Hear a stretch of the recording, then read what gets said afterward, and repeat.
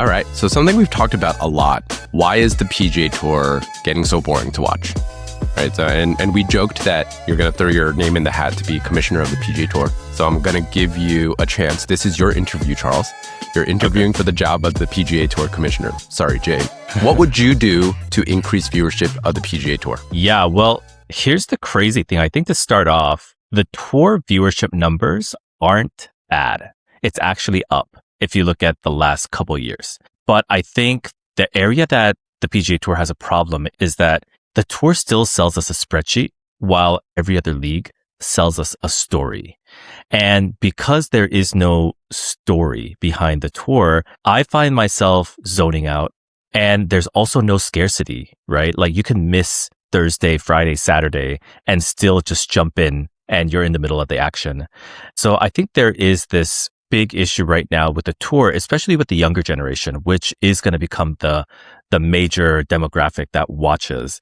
And they are losing a lot of those viewers to even YouTube golf compared to the tour. So my strategy would be a lot more towards heightening the personalities, the rivalries, creating more stories, not just showing golf fans a leaderboard and saying care. Okay, so that's an interesting take, and I agree with everything you're saying. But just for the sake of playing devil's advocate, there isn't enough story, true, and I would argue there's almost too much golf, right? But how is it that is there too much golf, or is there just a lot of players walking to the next hole? Well, that's part of golf, right? Walking to the next hole, walking from your tee shot, and it's like it's like when I think about the PGA Tour, and I don't watch a lot anymore. I think I've said that, but all I remember is like there's like the 5 or 6 marquee players that they're following for that round. It's usually the people that are closer to the top of the leaderboard. You don't see 80% of the field. So they literally are, like you said, names just on a spreadsheet, and you just see their scores. Maybe they're changing. And so you see one hit a shot, it cuts to a camera downfield, right, to see maybe the rollout. And then it cuts to another guy about to hit his shot.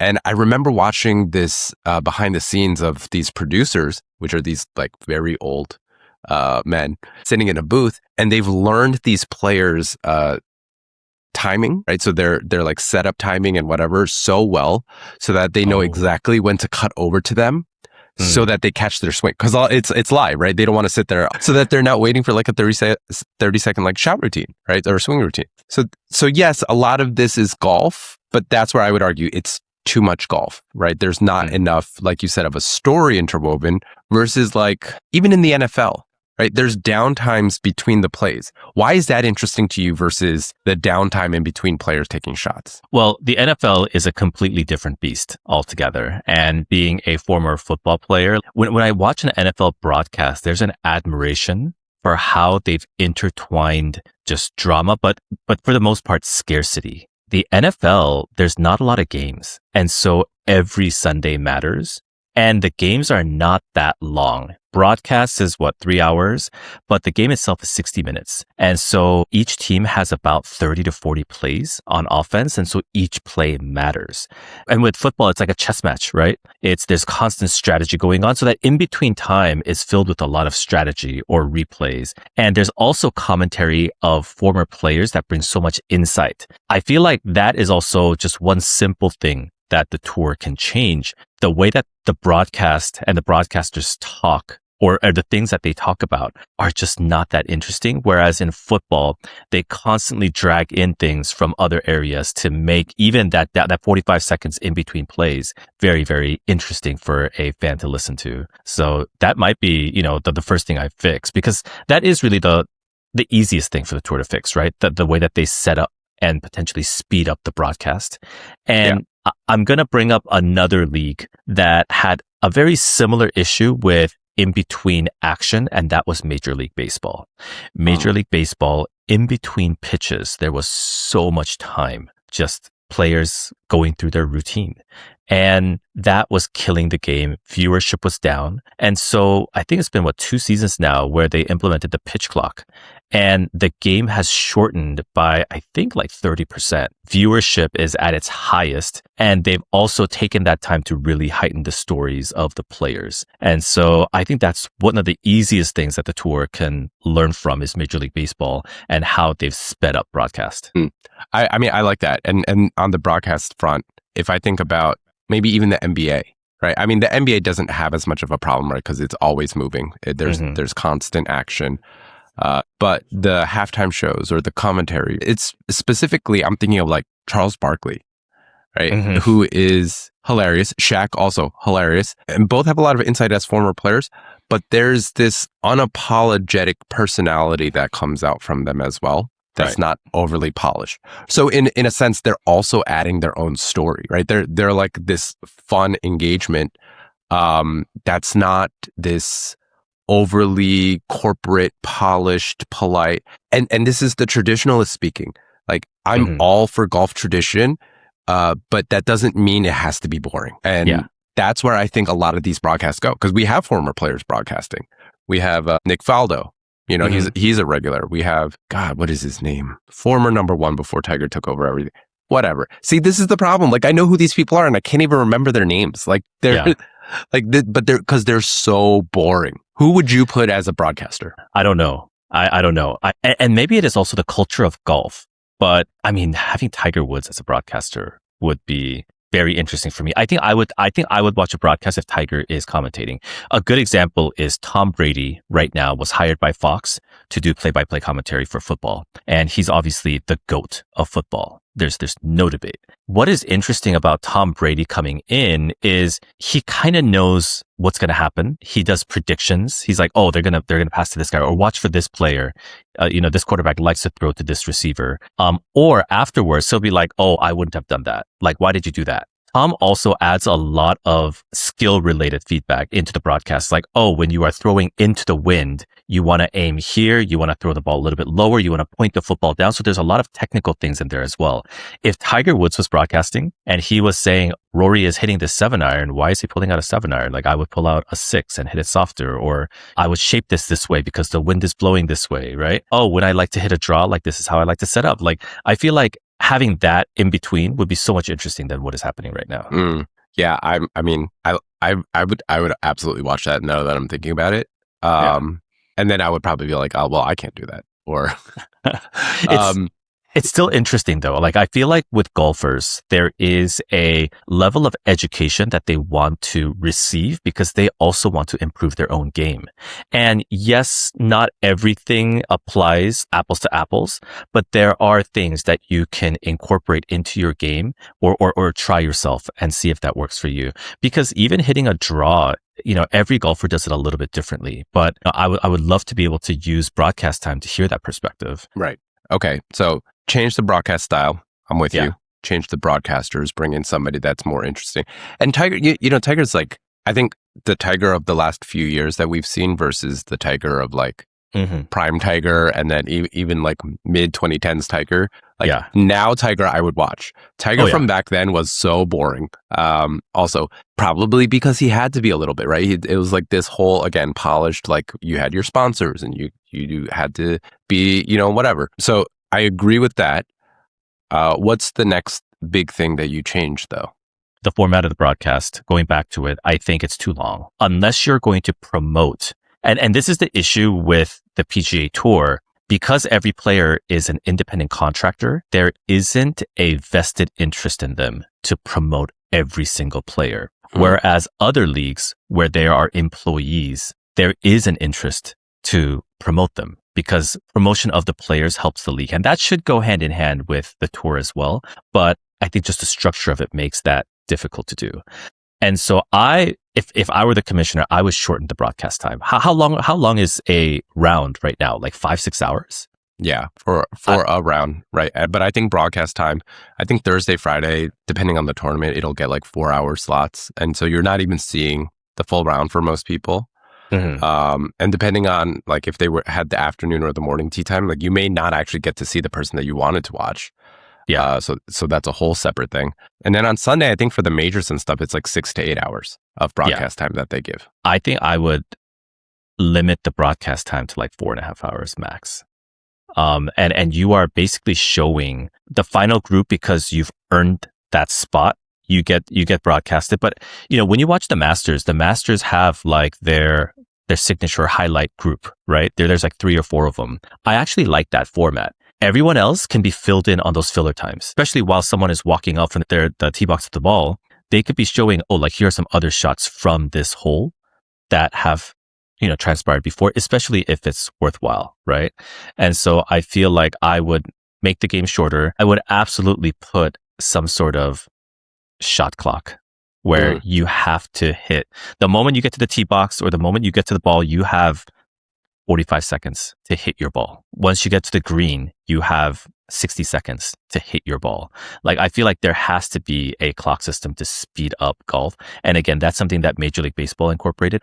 But yeah, besides that, I would just add a bit of scarcity where if you want to be highlighted, you better play well and make the final, 3-4 groups. If not, you're going to become a highlight reel. In any given tournament, there's 100, what is it? It usually starts with like 140. And then by the cut, it's like 70, depending on the tournament. You have plus or minus 70 people left. And then by Sunday, you have, if it's a good tournament, you have like 5 or 6 people in contention. Mm-hmm. All right. So like realistically, 90% of that field didn't matter. to get to Sunday. And that's the most exciting part, right? Because that's where you actually get a champion or a winner of the tournament.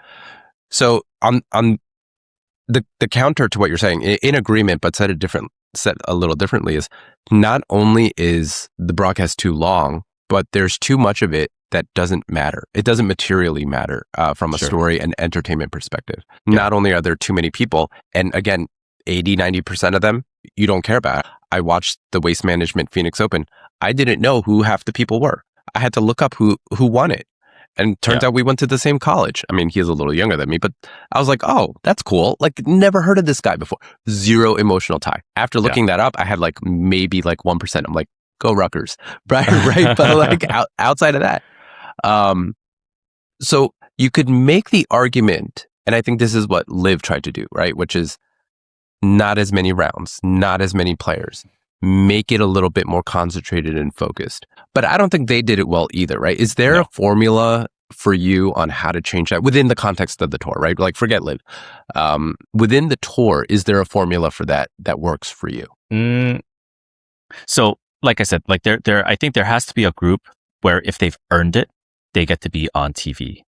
But going back to the Masters, which I think they probably do the best online viewing format of golf, like across the entire sport. Having those signature groups, even when they're not playing well, I still care because I know them. I know their story. I know their personality. I know their career highlight reel. And so I think you could still have a signature group where even if you're not in contention, people will still care how, for example, like a Brooks Koepka is doing in his return. I would highlight Brooks a lot because this is him. Just follow him. Coming. Yeah. And I would give him probably one of the later, one of the signature slots. It's not going to be the last 2 groups if you're not winning, but I would give him a signature slot. And this is where even in the NFL, they have what's called a flex schedule, where if a team is not performing well, or from a story perspective, they don't care, they'll drop you from Monday Night Football, from Thursday Football, from Friday Football. They put the best teams that people care about into those slots. So I would do the same with golf. Unfortunately, there are a lot of golfers that I just don't care about, and I don't even know. And so either, if they're good enough, do a good job promoting their story, or don't show them on screen. Right. Which is very harsh. It's a very harsh reality, but if in order to, I think, grow the viewership or the broadcast format, that's what I would do. It's a bit of an extreme, but I feel like it's needed in order to shake up golf. Yeah. I mean, I can say this because I'm probably, nothing is ever definitive, right? Except for death and taxes. But I'm pretty sure I'm never going to make it onto the PGA Tour. Yeah. So I can say this with a fair amount of confidence. I think 125 people having their cards is too many because it splits the attention, right? And then to support 125 players, you have to have X number of tournaments again, splits the attention, right? To kind of echo your point about scarcity. I'm gonna take what you said and go to the next level, I'm just thinking of this on the fly, so I don't even know if this makes sense. I would love it if there was if you're in the top 10 at the PGA standings, right? You get disproportionate screen time, airtime, right? Like you're saying, right? But it's like a guarantee, or maybe even top 15, because at least then it creates something worth tension, like something that's worth feeling tension about. Right. And yeah, I'm saying, don't give money to numbers, whatever, 70 to 125. And I realize I'm arguing for taking money out of people's pockets. But at the same time, it's like, if you can play your way into the top 10 or 15 and you get that guaranteed screen time, your sponsorships go up, right? Your attractiveness from a monetary standpoint in other facets of your life go up. But then it also becomes this overarching storyline that you can follow tournament to tournament versus they tried to do that with the FedEx Cup. And I remember pre-FedEx Cup golf and post-FedEx Cup golf. And seriously, like for the first few seasons that it was there, I was like, why are they why do we care? I don't care about this cup. Then it's like, oh, this week's FedEx Cup rankings. If you don't know who these people are, you're not following them week to week. So there's no, they're trying to manufacture this storyline. And I think it just absolutely didn't work versus let's make it like the WWE, right? Like everybody knows it's not necessarily real, but there is a very manufactured but creative story structure that follows. I think you could do something if you only have 10 or 15 players to work with and you're following them for a season. And this concept of rivalry and one-upsmanship and whatever, that becomes a real story then, because you've put stakes in there that matter to people. I was actually going to talk about the FedEx Cup next. There's nothing that ties it all together other than the FedEx Cup, but you don't hear that much about it. Going back to other sports, there's constantly a standings, right? And so you have X number of games. And so towards the latter half of the season, there are conversations about playoff runs, who's qualified, who's, eliminated. I think FedEx Cup they need to tie that in week to week as well. And so I do like the idea that if you're in the top 10 of the FedEx Cup standing, even if you're not performing well that week, they still highlight you because your struggle is drama. Your struggle is story and part of your journey. And if you are a top 10 player, then they should promote that and turn that more into a story. But the last couple of times I've seen the FedEx Cup is again, it's a spreadsheet at the very end of the broadcast that says, here's the final score. And here is how it affects the FedEx Cup standing. By the time everyone's already tuned out and they're not even watching because the action. they have their number, right? They have where they are next to their name.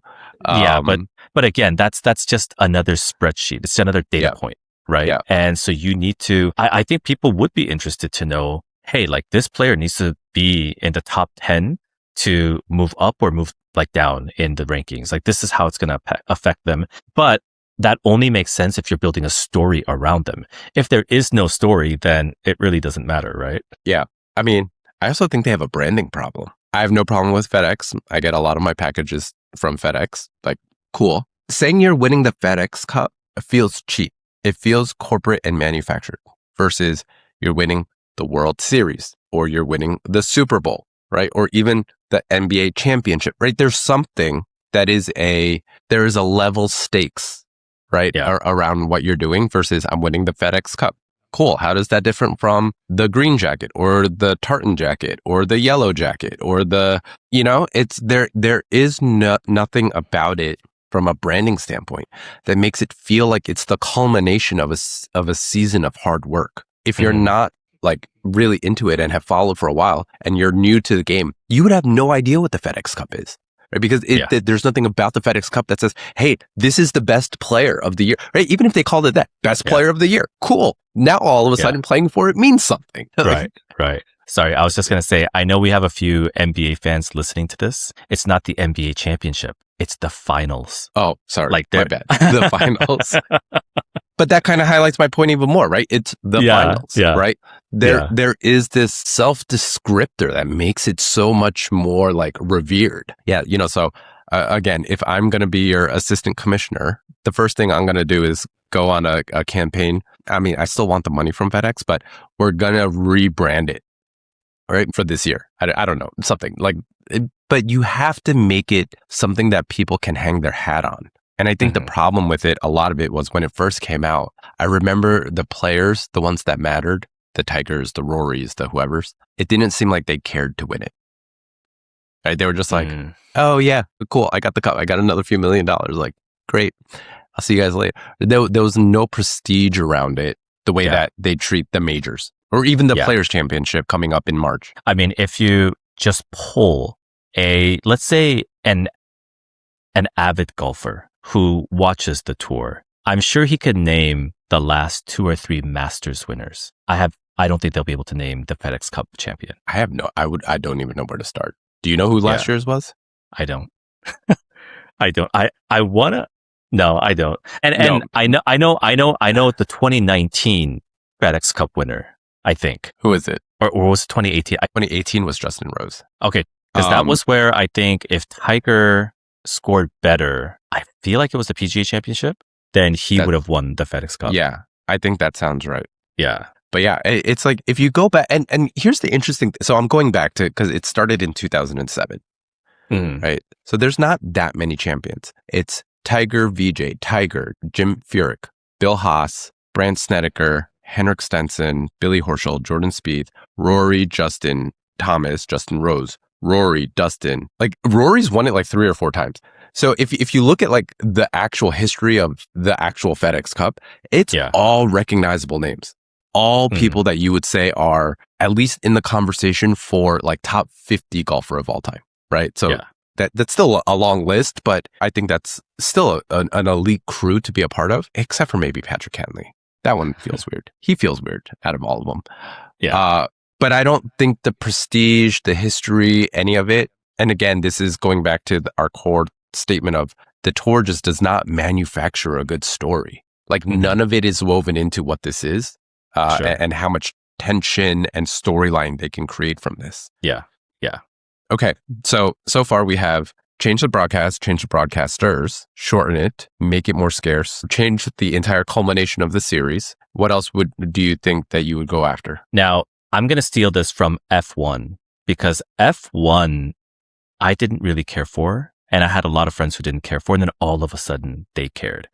And I think it was 2 things. Number one, they leveraged streaming sites like Netflix really, really well. I mean, that's even where what's the golf show that's on Netflix? Full Swing. Full Swing was based off of the Formula One series. That's right. But the one thing that Formula One does really well is the level of access that you have to the sport is like none other. And I feel like it does tie into golf though. You know, everyone does care about what equipment everyone's playing, but you have to like dig through the internet or someone in Golf WRX has to post what's in the bag, right? When there is an equipment change, it'd be best if the tour led that dialogue or that communication. So-and-so is doing this is why, and go behind the scenes with a actual club fitter from TaylorMade or whatnot and talk more in depth about it. I think like that level of access would be very entertaining and curious for someone like me who is a golf nerd. But right now you leave it to the OEMs to do that. And everyone's format's a little different. Obviously, TaylorMade is a little bit more open to that than the other OEMs, or you have to rely on a third-party journalist like Golf WRX to find that out themselves and then put it on there. If someone is trying brand new equipment for the first time, I think the tour should be the one leading that conversation and talking about why Rory is immediately jumping to, the QI40s. And so I think from a communication standpoint, that is another thing where the tour can play a bigger role rather than relying on others to do the job for them. And that would be borrowing Formula One's playbook. Yeah. I love that thought, right? Because I want to know, and I'm thinking about just like other broadcasts, especially the longer ones like football or the Super Bowl, or there's a lot of prepared content that gets aired in the dead time, right? And the PGA doesn't do any of that. Right? To your point, there is no access, there is no prepared content, and that would be so much more interesting than listening to Brandel Chambly, talk about why like somebody is like made the worst decision or whatever. Like nobody cares about Brandel. I don't know why he's still a broadcaster. And while you're just watching these people walk up to their hole, right? Like there's just so much opportunity for quick 10, 20, 30-second shorts. And you could probably get golfers to agree to this too, because A, it gives them more airtime. It gives them, more FaceTime, whatever. And you just like sub it out for like the Wednesday Pro-Am, which I know they all have to do or are supposed to do so that they could fundraise. But like just add it onto that schedule. It's not that difficult to generate this content is I think what I'm saying. I think the access thing is so key because like I said, not only do I not know these people, I don't care because there's no emotional tie to them. Yeah. And so you have to generate that somehow. So the Super Bowl just happened. I am not a Seahawks fan, but I follow Sam Darnold, who was the quarterback at USC where I went to college. The NFL and every other sport does a great way of tying in players with their colleges because now there is brand loyalty of the college. There is regional loyalty. And so that makes me back, the Seahawks in the Super Bowl because they had 4 USC players and they all played a prominent role. I would love to, if it's a brand new golfer who's not getting screen time in my format on the Thursday through Sunday broadcast, you could do a behind the scenes where you show his college play days. This is where he went. This is how he performed in college. This was his junior golf days. Like this is how he ranked. Here's his progression. Or, maybe he was I don't know if they have this equivalent, but like a 5-star recruit out of high school. He struggled and then he barely made it through the Korn Ferry Tour. Like I would want to know their journey and that would make me care more about the individual. But right now, like who was the guy that won the Phoenix Open? The Rutgers. Yeah, got her up. I know he plays well. I have no idea what his story is.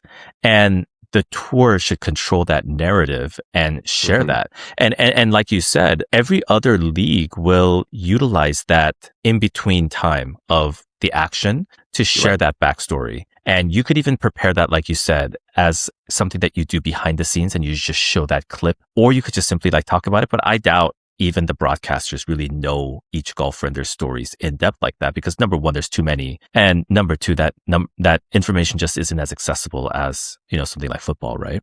But I think that's where the tour has to control, again, that communications aspect, that storytelling. Yes, 100%. I know there's a lot of debate one way or another on like, do you mic up golfers? Do you do on hole or behind, inside the ropes interviews and things like that? And a lot of people argue, well, it disrupts them. And I would agree. It probably does disrupt them, especially if they're in the middle of a tournament. You don't want to do that. But there's got to be other ways to access these people in real time in an authentic way. It is a disruption, but I also don't think, and I don't know if this is a cultural thing, but I don't think golfers are good trash talkers. And so if golfers are not good at it, then maybe we shouldn't highlight that. Okay. So this is, I think this is really interesting because like Kevin Kisner, he plays on the TGL, but I saw one video of him with the foreplay guys and he just like teaching, I think it was Frankie. He was like giving him tips on how to like chip and then they like went out and played together. Very, very good video. Like I still watch it every once in a while when my chipping is terrible. There's like this subtle like sarcasm and humor that you get from that video that you would never get from any kind of broadcast. To your point, I don't know that they're not good at it versus because they have these big sponsorships, because that's where they get a lot of their money, because the tour is so quick to penalize people that don't adhere to this image. I wonder if it's more that there's this manufactured, polished politeness that if they break away from it, they're going to be penalized. No, that could be. But for example, like Patrick Reed, he turns into a different animal at the Ryder Cup. His personality comes out so much more. And then you see him just at a regular tournament and he is definitely toned down, right? I think if I was the league commissioner, I would promote them to be a little bit more extra, have a personality. Because I would want to create characters. I know you said WWE earlier. I don't want to go that far, but I want there to be a villain. I want there to be a protagonist. I want there to be the up and comer who is challenging the legends. I want there to be labels and characters behind the name because it's much more cross sport, right? Because if you are comparing someone as, oh, he's like the young Kobe, right? Like everyone will have a visual on what character he is and what role he is playing in the league. So I think I would absolutely tell them to promote that. And I don't, maybe it's because the sponsors right now are Mercedes-Benz, Rolex. They're all these just uppity luxury brands. But I feel like the money would come in with personality from other brands that have attitude. And maybe right now the tour doesn't want that. Tour doesn't want Monster Energy to be a prominent sponsor. They sponsor Tiger, but they don't want them to be a league sponsor. Right. But for me, I would inject a little bit of that attitude into the league. I agree. But there is a line, and I think that's what's so hard, because you don't want to turn every tournament into the Waste Management Phoenix Open.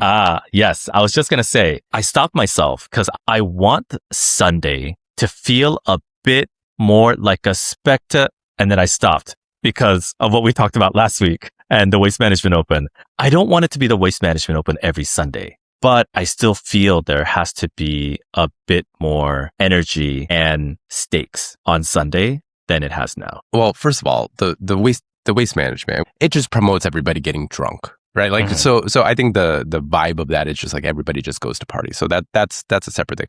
Versus if everybody goes to watch a really interesting and compelling game. And I know you don't watch Live, but I think Live tried to do some of this. Yeah. So, for example, Live has like walk-up music when you're walking up to the first tee. They have some holes where they are trying to mimic the 16th at the Waste Management. So there is music blasting. So I don't love all of that, but yeah, I think there is still a way to like spice up the broadcast. Even if it's just, let's say for TV audiences, just a music choice, right? In the intro and outros before commercials, the tour is so boring. Like, yeah. I remember distinctly sitting in the living room. My grandfather was watching golf. It's the same music. It hasn't changed in 30 years. And I was bored out of my mind back then, right? And I'm still bored out of my mind now. So yeah, I think there are ways to modernize it without, like you said, crossing the line. But I think my line is a little bit further than your line would be. Yeah, probably. But I think every year my line moves closer to yours. Because every year I just get less and less interested in watching golf tournaments. So like, and this is a weird anecdote. My parents were just in town visiting their grandson. And one of the things that I always do when they're here is I make sure that I have Hulu Live active so that they can watch golf. Because in their house, golf was just always on. Thursday to Sunday, it was the Golf Channel or whoever was playing the tournament. They came and they were just like, nah, it's okay. Right. And this was when it was the Waste Management. They had zero interest in watching. They didn't care. My mom looks up, she goes, is there golf on? I was like, yeah, it's the Waste Management. She's like, meh. Right. So even for the people that have been watching for the last 20, 30 years, right, there seems to be a waning interest. Okay. So if I had to wrap this up and kind of summarize my thoughts on the tour, I do think that the tour is built for competitive integrity, but it really doesn't have viewer emotion. And everything from the pacing to the broadcast, it doesn't have that. It's just optimized for fairness and it's not optimized for drama. So if the PGA wants to hire me as their commissioner, I think that's the first thing that I would do is change it, add more drama, because what we get right now are FedEx Cup points, strokes gained, projected world rankings. As I'm saying that, I feel like I'm just in a financial channel rather than a sports channel. And so I think that's something that the PGA Tour has to work on, is making this a more entertainment product rather than just stats. Hey, everybody. Thanks for joining us and welcome to the Off TRAQ podcast, where we talk all things golf from an amateur point of view. I'm Charles. That's Roy. We're two golf-obsessed tech guys, and we're currently working on our own golf company. Make sure to click subscribe or follow on YouTube, Spotify, and Apple Podcasts so you don't miss an episode. Also, add us on our socials at Track Golf on Instagram and TikTok. Okay, so moving on to this week in golf, wanted to start off with your favorite player. We talked a few weeks ago about how Rory went to cavity backs, and he was saying that any bit of help is great. And then this week, Rory announced he's going back to his blades. What are your thoughts on Rory going back to blades? Well, it's time for everyone to pull out their blades again, because Rory went back. His explanation oddly made sense to me, but it kind of went against what his original argument was. So that was interesting because his original argument was that he wanted better distance control. But the issue that he was having was that with the cavity backs, he felt everything was going a little bit to the right, just from the offset, the weighting. And I guess to someone like Rory, who's only mishitting, like we mentioned before, a fraction of a millimeter, that made a difference in his score. So I think he is going to experiment with it again, but maybe this time during an off season. For now, because you're in the thick of it, he's going back to what he knows best. Yeah, I wonder for these guys, right? Because when I heard the news, I was like, can't he just change the offset? But then again, most pros are so sensitive to offset. At least no one can say, Rory plays cavities, you should no longer be playing blades. So there's justification for keeping my blades. Second up is the Internet Invitational released the full Luke Kwon video from day one. I want to hear what you thought of the Luke Kwon video. I don't think I learned anything new. And in fact, it just added on to what we thought we knew about the situation. And it is not a good look for Luke Kwon. Yeah.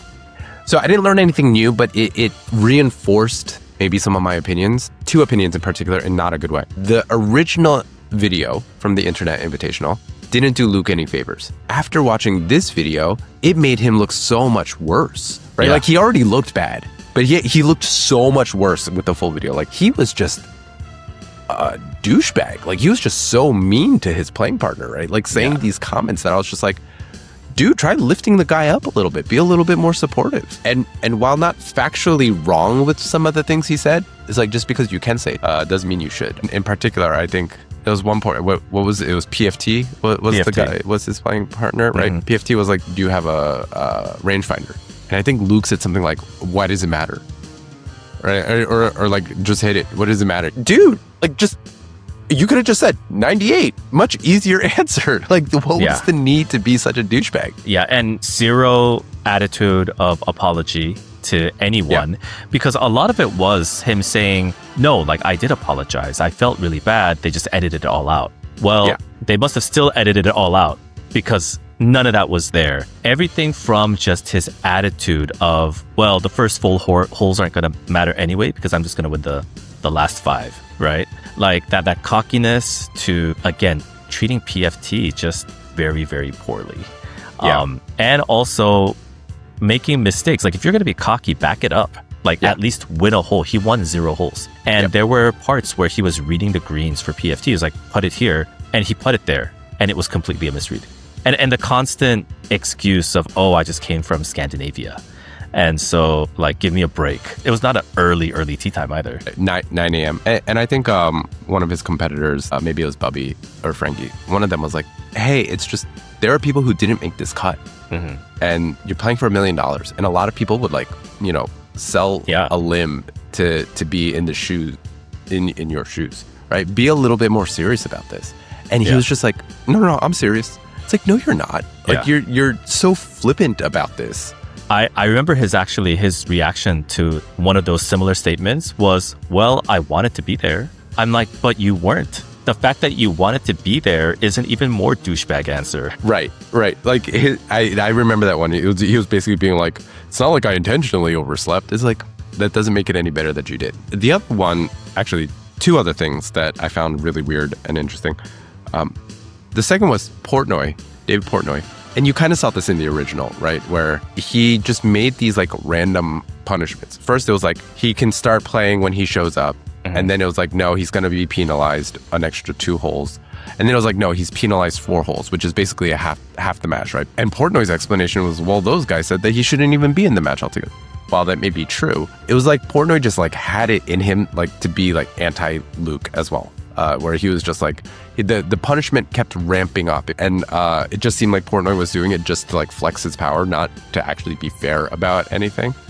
And then the other thing that I noticed, now that I'm thinking about it, is if we're playing golf together and it's 30 minutes before our tee time and you aren't there, I call you, right? Why did nobody notice that Luke Kwon wasn't there until it was like 2 minutes before teeing off? I think that's because you would call me because we know each other. Yeah. You have to remember that not all of these guys know each other. Like Luke doesn't run in the the same circles as a lot of these guys. And so the good guys know him. But outside of that, I don't think people had his number to even call him. And so I think they just assumed, oh, he's there, he'll be here on time. Right. But and maybe this is how they edit it, right? But at no point they were like, hey, does anybody have Luke's number? Hey, should we go get Luke? Right? Like they drove to his cabin after PFT had already teed off. So they obviously knew where he was. I think someone said that they're calling him, but he's not picking up his phone. And so that's why they went to his room. Yeah, I guess my whole thing is like, I would have started that whole series of events like 30 minutes before. And maybe that's not fair, right? Maybe they did and they tried. But like 30 minutes before I'm calling you, 20 minutes before you're still not there, I'm like, okay, let's go find the guy. That one felt a little weird to me. Yeah. And I can't believe that I am going to be defending Dave Portnoy because I'm not a huge fan of him, but I actually do see where he's coming from. Number one, he doesn't know the rules, so he is constantly getting new information. Number two, he set the rule, and I think he would have been a little bit more lenient if Luke showed a bit more remorse. But because the guy came in, number one, with a cocky attitude that none of this matters anyways because he's going to come and win the whole thing. And then secondly, he didn't apologize for anything. Even if I was Dave, I'd be like, well, then screw you. Like, you better win every single hole, and if you don't win every single hole, then you lose. I think I would have done the same thing if I was Dave. And also, if he does win everything, then it creates drama for the tournament. And if he doesn't, it creates drama for the tournament. So it's a win-win for Dave. This is something that the PGA Tour needs to learn from. Yeah, that's true. That's very true.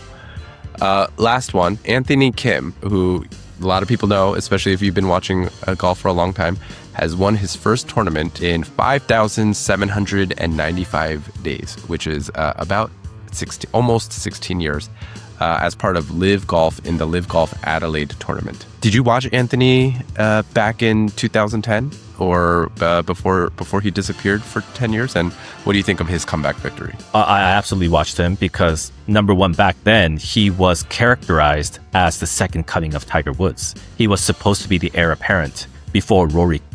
And he also played very well. I think he still has the most birdies in a Masters round record.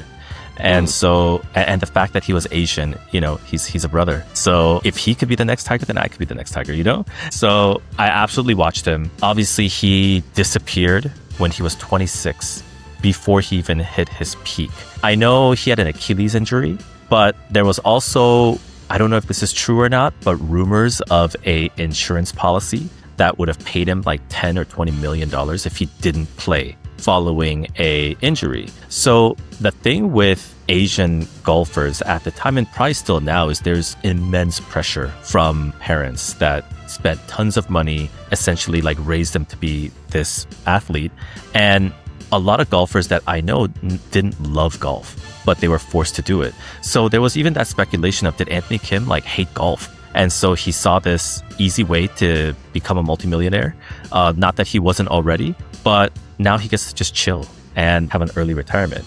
So yeah, I absolutely did watch him, but I didn't think that he was going to win once he came back. Yeah, he's had a wild journey. I remember watching him in person at Liberty National for one of the FedEx Cup tournaments back in like 2010 or something like that. Yeah, rooted for him back then, was silently rooting for him when he came back. Pleasantly surprised that he won, because I did not think he would be able to do it, just because it's so hard to come back from something like that. Now, the thing about Anthony Kim, because you don't watch Live, but I kind of follow and watch Live, he struggled his first 2 years to the point where after last season, he got relegated. He lost his position on the tour. So he had to play in a qualifying tournament. And so he made it back on Live. So there is this journey of, no one thought he was going to win this weekend. But he worked hard. Like, if you follow his Instagram, he's constantly trying to get better. And he definitely said that, the love of the game came back. And I think it came back through like his wife and with his daughter that he has now. So this is a huge win. Whether you're a fan of Live or not, a huge marketing win for Live. Because I think golf fans who never watched Live would be willing to tune in to Live to see how Anthony Kim does in the next tournament. And there's identity there, there's emotional investment, there's narrative. he's a bit of a cult hero in a way. And so, yeah, I think this is a huge win for Liv. As always, today's episode is brought to you by TRAQ Golf, the training system designed to help you practice like the pros. The TRAQ spray shows you exact strike patterns on turf or grass. It also allows you to do drills just like the pros that you wouldn't dream of doing with alignment sticks. The blueprint helps you build structure into every session, and together they take the guesswork out of practice so you can actually improve faster.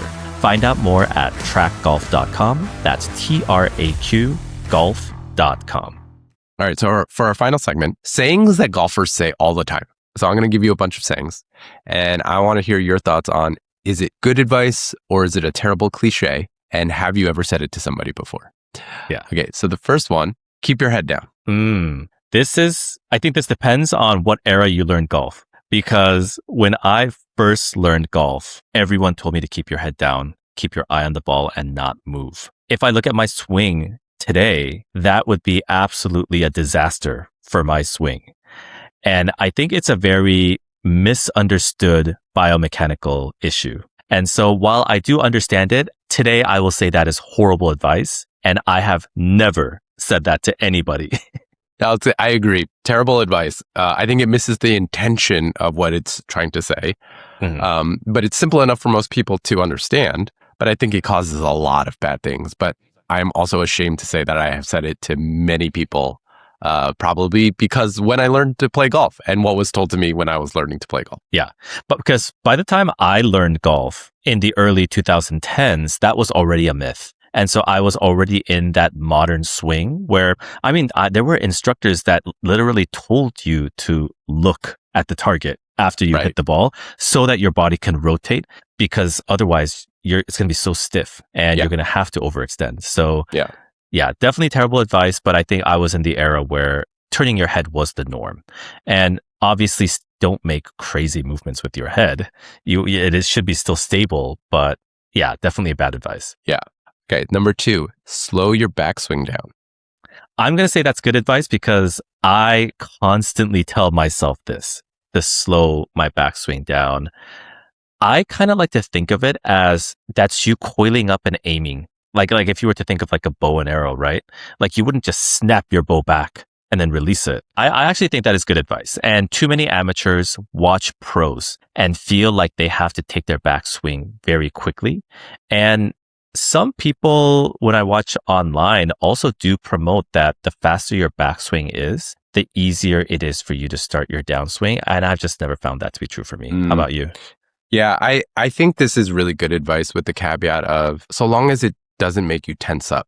Because I think that's where a lot of people can go wrong. And what I have found I do if I try to go too slow. Because the point of this, I think, is more maintain a rhythm, right? A very smooth rhythm back. And, if you look at most pros and higher level swings, there's this ratio of backswing to swing, which is like, I think it's 3-to-1 roughly, right? Just in tempo. So I think the point of this is don't go 1-1, right?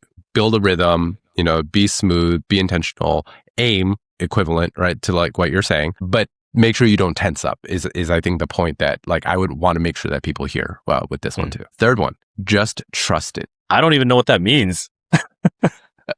What do you mean, just trust it?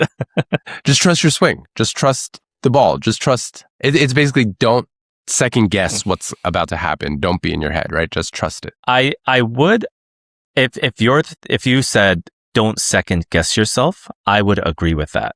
But I don't think that's the root of what this means in the way that I interpret it. Oh, okay. How do you interpret it? I think of it as just don't think, just shoot.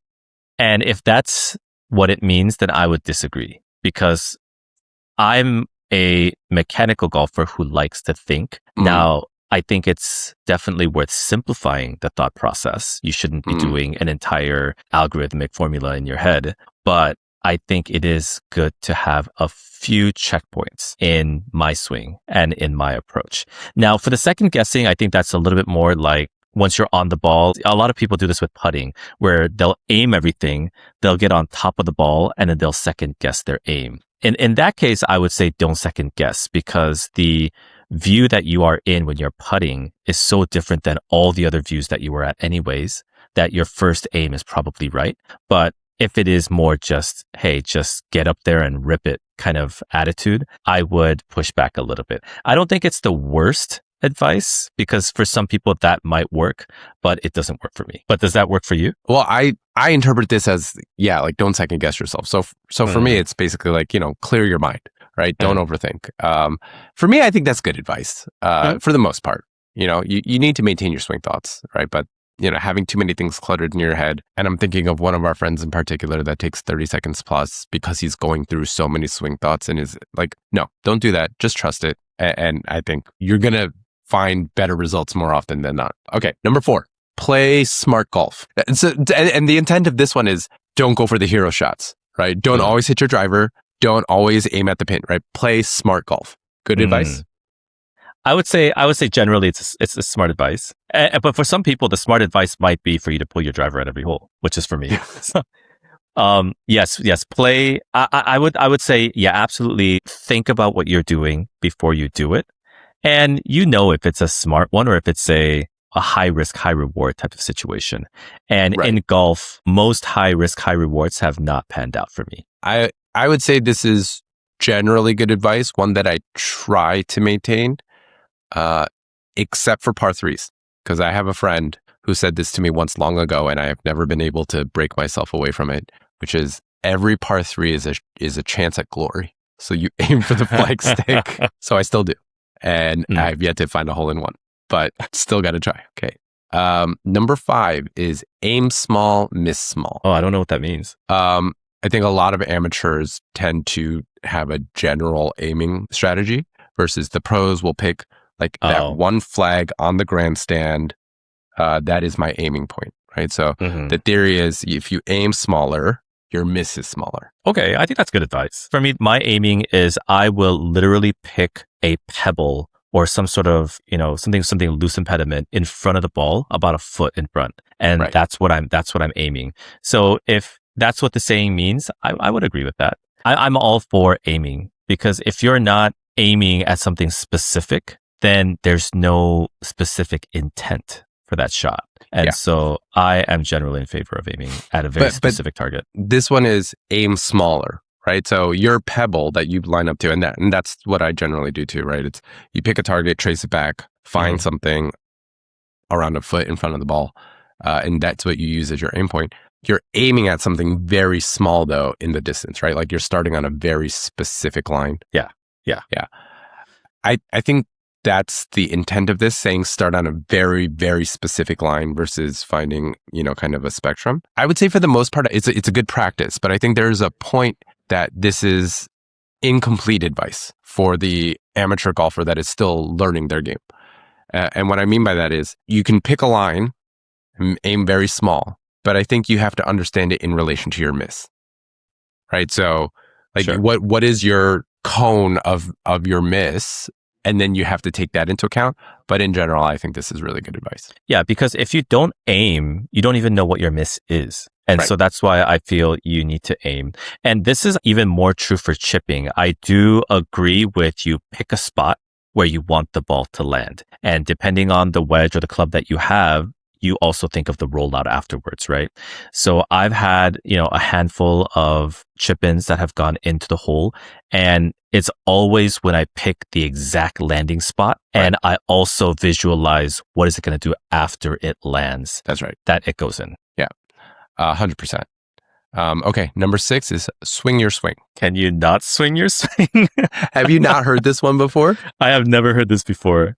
Oh, man, I feel like this used to be said all the time. It's basically just being like, hey, don't try to fix things, right? Just your swing is going to be your swing, right? So you swing your swing, and then what happens is you kind of play the results. Yeah. Don't try to overcorrect and change what, naturally comes to you in your swing. Oh, I think for me, that's great advice, because I am constantly tinkering with things, and I shouldn't do that when I go out to play. So we just played, a couple days ago on Friday, and I got there about 30 minutes before. So I got some range time, and there was and don't do this. You shouldn't do this. I hope this is not the next one. I'm not stealing it, but you shouldn't watch golf tips the night before you go out to golf. And I try very hard not to, But there was something that just popped up on Instagram and I was like, that makes a lot of sense. And I'm not sure if I do that. So I went to the range early and I tried it and I was striping my drives at the range. And you know how my driving was in the front nine. Yeah. It was horrendous. Yeah. And so the moment I went back to forget all that, just go back to your original swing thought, I was striping my drives again. And my back nine, I shot 3 over, 4 over. And in my front nine, I shot 9 over. And it was all because my driver was very erratic. Yeah, I think if you interpret this as like once you're on the course, then I 100% agree with you, right? Like there is no fixing, there's no changing, there's no tweaking. I do the same. Like I try to fix and change and tweak all the time, right? But I think that's a whole separate issue of like I don't feel comfortable with having a swing. But once you do, I think you should play the game around your swing, not try to change your swing to match this game that you want to have. So I think this is also great advice for once you're out on the course. The last one that I have is don't try to kill it. Oh, I have to kill it. For me, I have to try to kill it because that's the only speed I know. I've practiced trying to kill the ball to the point where people that have gone to the range with me constantly say, what did the ball do to you? Like you're trying to destroy the ball. That's my practice speed. And so because of that, when I don't try to kill it, I have no idea what it's going to do. And often than not, when I smooth my swing, I end up hitting the hosel and I will shank it or hit a slice. All the misses when I try to soften my swing is to the right. And so I'll do arm parallel, but after that, I'm going to kill it. I'll do shaft parallel, but from there, I'm going to kill it. So for me, kill it is my swing speed. Yeah. You know, I have said this to a lot of people, a lot of friends, if we go to the range together. I have said this probably to like 90% of the golfers that are starting out in their journey and they come with me to the range. And then I'm like you, like I always try to kill it. Like I'm always hitting, you know, as hard as I can, within reason. I do think this is great advice though, because when I say it, it's for the people that are trying to swing beyond their capability, right? Like the people that they're swinging so hard that they whiff on the ball and they're completely out of balance when they're done with their swing. So like a lot of the others, I think for me, this one is incomplete advice, right? It's don't try to kill it, but swing as hard as you can within balance, right? Like that, like, I don't know, there's got to be a pithier way to say that, but yeah, I think you should swing hard, but you know, you should also make contact with the ball. And that's the part I think a lot of people miss. Sure. No, I think if I just hear it, it's good advice. And it's probably an advice that I need to listen myself. The only reason I said it's bad advice is because I don't follow it. Yeah, same. I mean, no, like that. I have 2 speeds, like fast and too fast. So I agree with you. All right. That's it for this week. Thanks everybody for joining us. Don't forget to like, subscribe, and follow on your favorite podcast platform. And check out our Instagram, TikTok, and YouTube at Track Golf. That's enough getting off track. As always, may your mulligans be many and your 3 putts be few.